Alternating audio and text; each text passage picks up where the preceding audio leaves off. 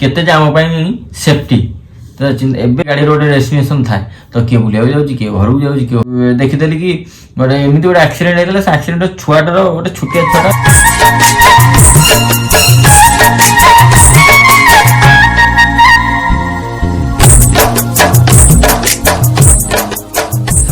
साढ़े 7 8 बजे किए बर्तमान पर्यटन एवं पर्यटन शोच कमेंट माध्यम जनइब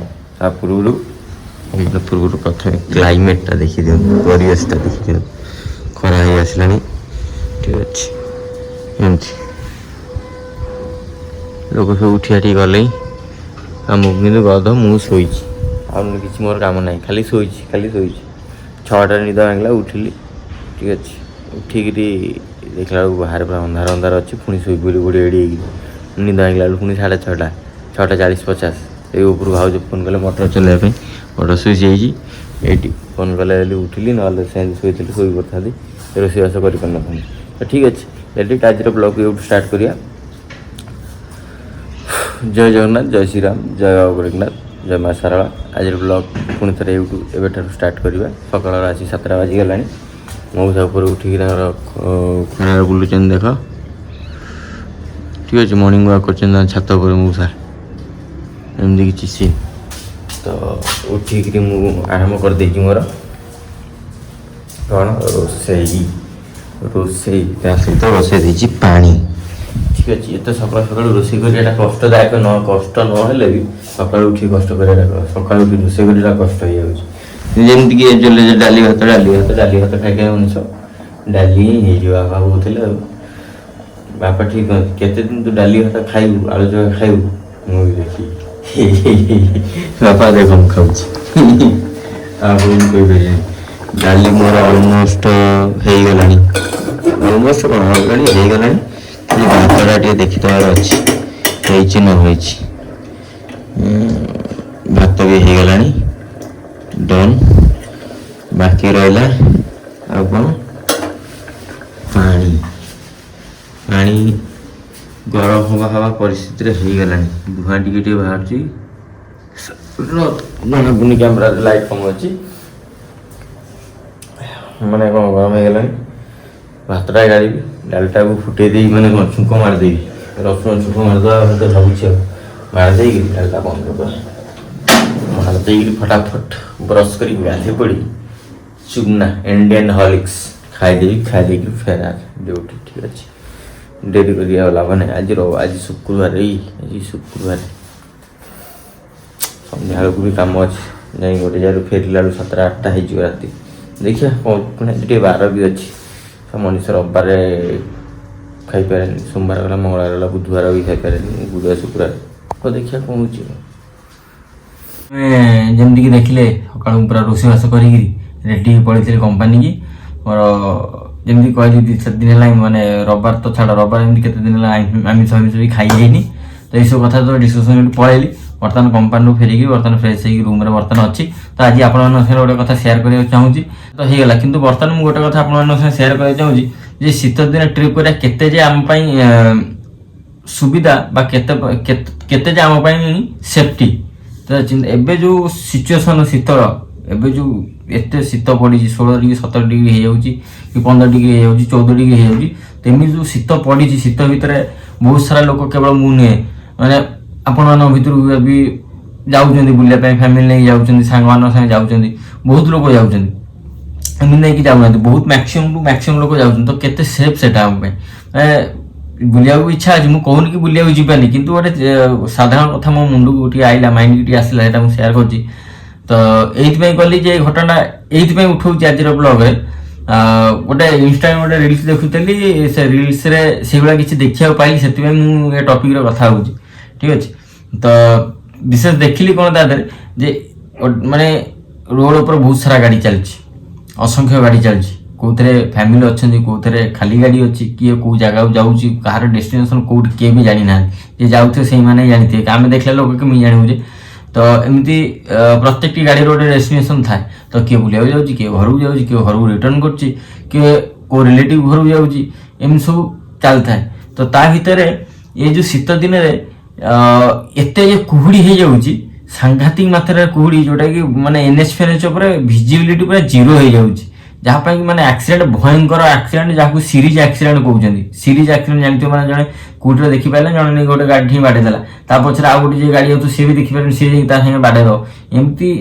କଣ୍ଟିନ୍ୟୁ, ମାନେ ଗୋଟେରୁ ଦିଟା ଚାରିଟା ପାଞ୍ଚଟା ଏମିତି ଗାଡି ଧର ତାପରେ ଧର ଆକ୍ସିଡେଣ୍ଟ ହେଇଗଲା କଣ୍ଟିନ୍ୟୁ ସେ ଗୋଟେ ଜାଗାରେ, ତାହେଲେ ସେଟାକୁ ସିରିଜ ଆକ୍ସିଡେଣ୍ଟ କୁହନ୍ତି। ତ ଏଇ କାରଣ କଣ? କେବଳ ଶୀତ ଦିନରେ ଯୋଉ କୁହୁଡି, ମାନେ କୁହୁଡିରେ ଚିନ୍ତା କରନ୍ତୁ, ଆମେ ଯୋଉ ଏନ୍ଜୟମେଣ୍ଟ ପାଇଁ ଯାଉଛନ୍ତି, ଯୋଉ ଖୁସି ପାଇଁ ଯାଉଛନ୍ତି, ଖୁସି କରିବୁ, ଇଏ କରିବୁ, ମାନେ କଣ ଗୋଟେ ସୌନ୍ଦର୍ଯ୍ୟ, ଗୋଟେ ପରିବେଶ ସୌନ୍ଦର୍ଯ୍ୟଟା ଉପଭୋଗ କରିବୁ, ଫ୍ୟାମିଲି ନେଇକିରି ଗୋଟେ କଣ ପ୍ରିସିୟସ୍ ବା ପ୍ରିସଲେସ୍ ଟାଇମ୍ ସ୍ପେଣ୍ଡ କରିବୁ।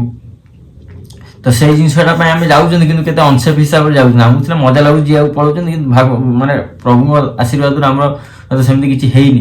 ମୁଁ ବି ଚାହୁଁଛି କାହା ସାଙ୍ଗରେ ଏମିତି ନ ହଉ, କିନ୍ତୁ କୁହୁଡ଼ି ସମୟରେ ଯିବାଟା କେତେ ମାନେ ସାଂଘାତିକ ଘଟଣା। ସେଟା ଆପଣମାନେ ତ ନ୍ୟୁଜ୍ ମାଧ୍ୟମରେ ଜାଣିପାରୁଥିବେ, ନ୍ୟୁଜ୍ରେ ତ ପ୍ରାୟ ଶୀତ ଦିନେ ମାନେ ଏଟା କମନ କଥା ହେଇଯାଉଛି, ଶୀତ ଦିନେ ଯୋଉ ଆକ୍ସିଡେଣ୍ଟ ସବୁ ଏନ୍ଏଚ୍ ଫେନ୍ଏଚ୍ ଦେଖିବେ ଆକ୍ସିଡେଣ୍ଟ ପ୍ରାୟ ପ୍ରତ୍ୟେକ ଦିନ ଗୋଟେ ନା ଗୋଟେ ଦିଟା, ଗୋଟେ କି ଦିଟା ଯେମିତି ଆକ୍ସିଡେଣ୍ଟ ହେଇଥିବ। ସିରିଜ ଆକ୍ସିଡେଣ୍ଟ ହଉ କିମ୍ବା ନର୍ମାଲ ଏମିତି ଗୋଟେ ଦିଟା ଗାଡି କୋଉଟା ଦେଖିପାରିଲାନି, ଖସି ପଡ଼ିଲା ରାସ୍ତା ଉପରୁ, କୋଉଠି ପୋଲରୁ ଖସି ପଡ଼ିଲା, କୋଉଠି ଗଛଟେ ପିଟି ଦେଲା, କୋଉଠି ଘାଟରୁ ତଳୁ ଖସି ପଡ଼ିଲା, ଏମିତି କୁହୁଡ଼ି ପାଇଁ ହଉଛି। ତ ସେଇ କଥାଟା ମୁଁ ସେୟାର କରିଥିଲି। ତ ଯୋଉମାନଙ୍କର ବି ଆକ୍ସିଡେଣ୍ଟ ହଉଛି ତାଙ୍କ ପାଇଁ ମାନେ ଭଲ ବି ଲାଗୁନି ଅବଶ୍ୟ, ସେମାନେ ଗୋଟେ ଖୁସି ମନରେ ଯାଇଥିବେ, ଗୋଟେ ମାନେ ମାଇଣ୍ଡ ସେଟ୍ କ'ଣ ଗୋଟେ କରିକି ଯାଇଥିବେ, ଆମେ ଯିବୁ, ପହଞ୍ଚିବୁ, ବୁଲିବୁ, ଖାଇବୁ, ପିଇବୁ, ଭଲ ମନ୍ଦ କରିବୁ, ଗୋଟେ ଏନ୍ଜୟ କରିବୁ। ତ ସେ ଜିନିଷ ତାଙ୍କର ହେଇପାରୁନି ଯୋଉମାନଙ୍କର ଆକ୍ସିଡେଣ୍ଟ ହଉଛି। ଏମିତି ଇଭିନ୍ ଗୋଟେ ଦେଖିଥିଲି କି ଗୋଟେ ଏମିତି ଗୋଟେ ଆକ୍ସିଡେଣ୍ଟ ହେଇଥିଲା, ସେ ଆକ୍ସିଡେଣ୍ଟ ଛୁଆଟାର, ଗୋଟେ ଛୋଟିଆ ଛୁଆଟା, ମାନେ କୋଳରେ ରହିଲା ପିଲାଟା, ତାର ମୁଣ୍ଡ ଏଉଠୁ ଖୁପୁଟି ଟୋଟାଲ ଉଲ୍ଟି ଯାଇଥିଲା, ଡେଡ୍। ଆଉ ସେ ଛୁଆର ମାଟା ଯେ ଗାଡି ଭିତରେ, ସେ ପୁରା ଚାପି ହେଇଯାଇଛି, ବାହାରି ପାରୁନି, କିନ୍ତୁ ତା ବାପା ବାହାରି ଯାଇଛି। ବାପାଟା ଛୁଆଟାକୁ ଧରିଛି, ଏମିତି ଧରିଛି କୋଳରେ, ତା ଛୁଆଟାର ମୁଣ୍ଡଟା ଏମିତି ପୁରା ପଛକୁ ହେଇଯାଇଛି, ମାନେ ଏଭଳି ଛୁଆ ଡେଡ୍ ହେଇଯାଇଛି, ଅନ୍ ଦ ସ୍ପଟ୍ ଉପରେ ଡେଡ୍ ହେଇଯାଇଛି। ଦେଖିକି ଭୟଙ୍କର, ମାନେ ମୋ ଲୁମ ଟାଙ୍କୁରି ଉଠିଲା ଏଭଳିଆ ସେ ଭିଡ଼ିଓ ଦେଖିକିରି, ମାନେ ଖତରନାକ ସେ ଭିଡ଼ିଓ। ମାନେ ଏଭଳି ସେ ସିଚୁଏସନ୍, ମାନେ ଚିନ୍ତା କରନ୍ତୁ କୋଉ ଧରଣର ସେ ଆକ୍ସିଡେଣ୍ଟ ହେଇଥିବ, କେତେ ମାନେ କେତେ ସ୍ପିଡ୍ ସେ ଗାଡି ଥିବ, କିମ୍ବା ପଛରୁ ଯୋଉ ଗାଡି ଯାଇଥିବ ସେ କେତେ ସ୍ପିଡ୍ରେ ବାଡେଇଥିବ। ଆଗକୁ ଫୋର୍ ହ୍ୱିଲର କିଛି ପୁରା ଚେପା କିଛି ନାହିଁ ସେ ଫୋର୍ ହ୍ୱିଲର। ଭାଗ୍ୟବଶତଃ କେମିତି ପ୍ରଭୁଙ୍କ ଆଶୀର୍ବାଦ ହଉଛି ଲୋକଟେ ବଞ୍ଚି ଯାଇଛି, କିନ୍ତୁ ଦୁର୍ଭାଗ୍ୟବଶତଃ ତା ପିଲାଟିର ଜୀବନ ଚାଲି ଯାଇଛି। ପିଲାଟି ମାର କୌଣସି ମାନେ ଇଏ ଜାଣି ଚିହ୍ନ ବର୍ଣ୍ଣ ନାହିଁ, ତା ଭିତରେ ଅଛି, ବଞ୍ଚିକି ମରିଛି, ଲୋକ କାଢିବାକୁ ଚେଷ୍ଟା କରୁଛନ୍ତି, ଜାଣିପାରୁନାହାନ୍ତି। ମାନେ ଏଭଳି ପରିସ୍ଥିତି। ତ ଶୀତ ଦିନେ ଆପଣମାନେ ସମସ୍ତେ ଯିବାକୁ ଚାହୁଁଛନ୍ତି, ମୁଁ ବି ଯିବାକୁ ଚାହୁଁଛି, ସମସ୍ତଙ୍କ ମନରେ ଗୋଟେ କ'ଣ ଉଲ୍ଲାସ ପାଇଁ ଆମେ ଯାଉଛନ୍ତି ବୁଲିବା ପାଇଁ, ମନୋରଞ୍ଜନ କରିବା ପାଇଁ। କିନ୍ତୁ ଯୋଉମାନେ ବି ଯାଉଛନ୍ତି ତାଙ୍କୁ ହାତ ଯୋଡ଼ି ଗୋଟାଇ ରିକ୍ୱେଷ୍ଟ, ସେଫଲି ଯାଆନ୍ତୁ, ସେଫଲି ଫେରନ୍ତୁ। ତ ଏଇଟା ହିଁ କହିବି। ତ ଯଦି ବେଶୀ କୁହୁଡ଼ି ଦେଖୁଛନ୍ତି, ହୁଏତ ଘଣ୍ଟା 2 ଘଣ୍ଟା ଡିଲେ କରିଦିଅନ୍ତୁ ଗୋଟେ ଜାଗାରେ ରହିକିରି, କିମ୍ବା ଘରୁ ବାହାରିବାଟା ଡିଲେ କରିଦିଅନ୍ତୁ ଯଦି କୁହୁଡ଼ି ଦେଖୁଛନ୍ତି, କିମ୍ବା ଯଦି ବାଟରେ କୋଉଠି କୁହୁଡ଼ି ଦେଖୁଛନ୍ତି ଯେ ଅଧିକ କୁହୁଡ଼ି ଆମେ ଯାଇପାରୁନୁ, ତ ଘଣ୍ଟେ 2 ଘଣ୍ଟା କି 15-20 ମିନିଟ୍ ରହିଯାଆନ୍ତୁ ସେଠି। ତ ସେଟା ହୁଏତ ଆମ ପାଇଁ ସେଫ୍ଟି ବୋଲି ମୁଁ ସେଟା ଭାବୁଛି, କାହିଁକିନା ଜର୍ଣ୍ଣିରେ ହୁଏତ ସେ 15 ମିନିଟ୍ରେ ଯଦି ଆମେ ରହିବାନି କି 10 ମିନିଟ୍ ରହିବାନି, ହୁଏତ ସେ 10 ମିନିଟ୍ ଭିତରେ ଆମ ସାଙ୍ଗରେ ଯଦି ଏମିତି କିଛି ଦୁର୍ଘଟଣା ହେଇଯିବ, ଯାହା ପାଇଁ ଆମେ ସାରା ଜୀବନ ପସ୍ତେଇବା, ଆମ ଘର ଲୋକ ପସ୍ତେଇବା, କିମ୍ବା ଆମ ରିଲେଟିଭ୍ ପସ୍ତେଇବେ, ସେଟା ବହୁତ ଅଶୁଭ କଥା ହବ, ଯୋଉଟା କି ଗ୍ରହଣ କରିବା ବହୁତ କଷ୍ଟଦାୟକ ହେଇଯିବ ଘର ଲୋକଙ୍କ ପ୍ରତି କି ଆମ ପ୍ରତି। ତ ସେଥିପାଇଁ ଭାଇମାନେ ମୁଁ ହାତ ଯୋଡ଼ି ଗୋଟେ ଅନୁରୋଧ କରୁଛି, ଶୀତ ଦିନ ସରିବା ହେଲାଣି।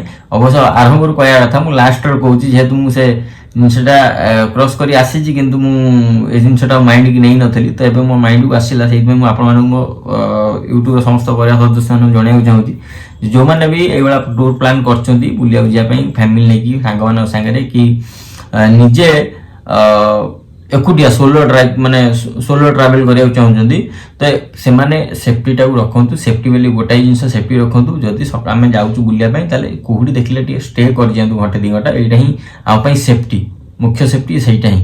ହୁଏତ ଘଣ୍ଟେ 2 ଘଣ୍ଟା ଡେରି ହେଇଯିବ, କିନ୍ତୁ ସେଫ୍ଲି ପହଞ୍ଚିବା, ସେଫ୍ଲି ରିଟର୍ନ ବି ଆସିଯିବା।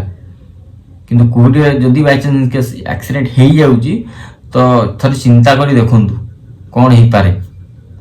ତା ଆମକୁ ତ ଜଣା ନାହିଁ, କିନ୍ତୁ କ'ଣ ହେଇପାରେ ଗୋଟେ ସାବଧାନ ଚିନ୍ତା, କିଛି ବି ହେଇପାରେ ଆକ୍ସିଡେଣ୍ଟରେ, ଗ୍ୟାରେଣ୍ଟି ନାହିଁ, ଆମ ହାତର କଥା ନୁହଁ। ତ ସୋ ଗାଇସ୍, ତ ସେଫ୍ ଜର୍ଣ୍ଣି। ଆଉ କ'ଣ, କୁହୁଡ଼ିଟାକୁ ଆଭଏଡ୍ କର, ଘଣ୍ଟେ 2 ଘଣ୍ଟା ଷ୍ଟେ କର। ଯଦି କୁହୁଡ଼ି ହେଉଛି ତାହେଲେ ଜର୍ଣ୍ଣିଟାକୁ ଆରମ୍ଭ କର। ଆପଣମାନଙ୍କର ଯଦି ଅପକମିଂ ଜର୍ଣ୍ଣି ହବା ଯାଉଛି, ସେଥିପାଇଁ ବହୁତ ସାରା ଶୁଭେଚ୍ଛା, ଶୁଭକାମନା। ବହୁତ ଭଲରେ ଏନ୍ଜୟ କରନ୍ତୁ, ଭଲ ଜାଗାକୁ ଯାଆନ୍ତୁ, ଫେରନ୍ତୁ। ତ ପରିବେଶରୁ ଫେରି ଘରେ ଆରାମସେ ରୁହନ୍ତୁ, ନିଜ ଲାଇଫଷ୍ଟାଇଲ ମେଣ୍ଟେନ୍ କରନ୍ତୁ। ପ୍ରଭୁ ଜଗନ୍ନାଥଙ୍କର, ମା ଶାରଳାଙ୍କର, ପ୍ରଭୁ ଗୋରଖନାଥଙ୍କର ଆଶୀର୍ବାଦ ଆମ ଉପରେ ସବୁବେଳେ ଅଛି, ସବୁବେଳେ ରହିଛି ମଧ୍ୟ। ଏତିକି କହି ଲାଷ୍ଟକୁ ଆଜିର ବ୍ଲଗଟାକୁ ଏଇଠି ଶେଷ କରିବା। ପୁଣି ଥରେ ଦେଖା ହବ ଆପଣଙ୍କ ସାଙ୍ଗରେ ଏକ ସୁନ୍ଦର ବ୍ଲଗରେ, ଶାନଦାର ବ୍ଲଗରେ। ଷ୍ଟେ ଟ୍ୟୁନ୍ ଗାଇସ୍ ସେତେ ପର୍ଯ୍ୟନ୍ତ। ହଁ, ଆଉ ଗୋଟେ କଥା କହିବାକୁ ଭୁଲିଗଲି, ଲାଇକ୍ ସେୟାର ସବସ୍କ୍ରାଇବ କରିବାକୁ ଭୁଲିବେନି, ସେଟା ମୋ ପାଇଁ ମୋଟିଭେସନ। ଠିକ ଅଛି, ନମସ୍କାର, ରହୁଛି।